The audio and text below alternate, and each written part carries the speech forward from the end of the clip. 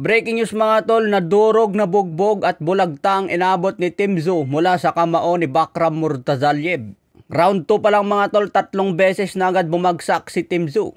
Pangalawa, nagbigay ng 1-2-1 combo si Murtazaliev at bagsak na naman si Team Tszyu. Pangatlong bagsak niya, napuruan ng sunod-sunod na solid. Round 2 pa lang yan mga tol, 3 beses ka na agad gumapang. Pero tinuloy pa rin ang laban hanggang round 3.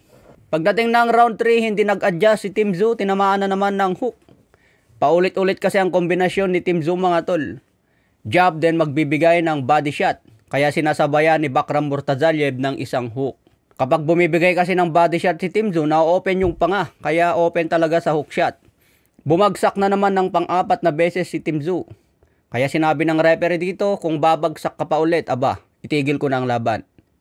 So pinagpatuloy pa rin ang laban sa round 3 mga tol at ito na, binugbog na ng todo si Team Tszyu.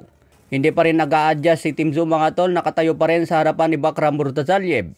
Open pa ang kanyang depensa kaya malayang magbigay ng power shot si Murtazaliev.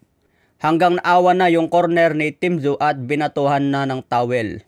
Sinurrender na lang ang laban mga tol, baka mapaamak pa si Team Tszyu. Round 2 pa lang kasi sobrang groggy na, 3 beses bumagsak. Pagdating ng round 3, bumagsak pa ulit ng 1 beses. 5 beses na sana siya babagsak kung hindi nag-surrender yung corner niya.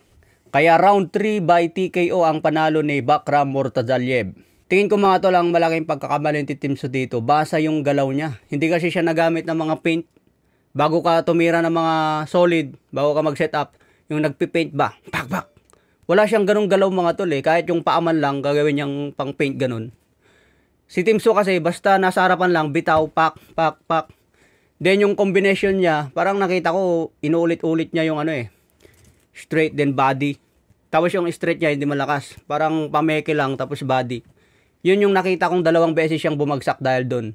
So yun lang yung napansin ko sa galaw ni Tszyu. Yung footwork niya, nasa harapan lang lagi, bumabato ng combo.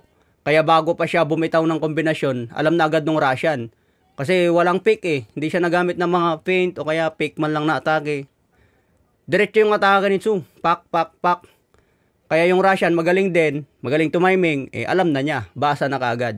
Siyempre mga tol, dahil sa talong yan ni Team Tszyu, aba, natalo na naman yung postan natin. Akala ko ba naman aabot ito sa decision?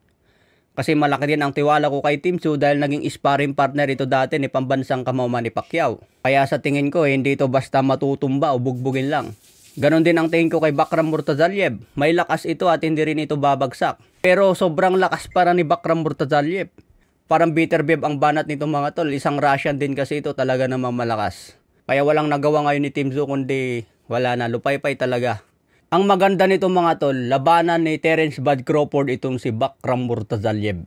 Isang unification fight sa 154 pound super welterweight. Ito ang swabing laban ngayon sa 154, wala nang iba. Okay mga tol, abang lang tayo next update. Ingat.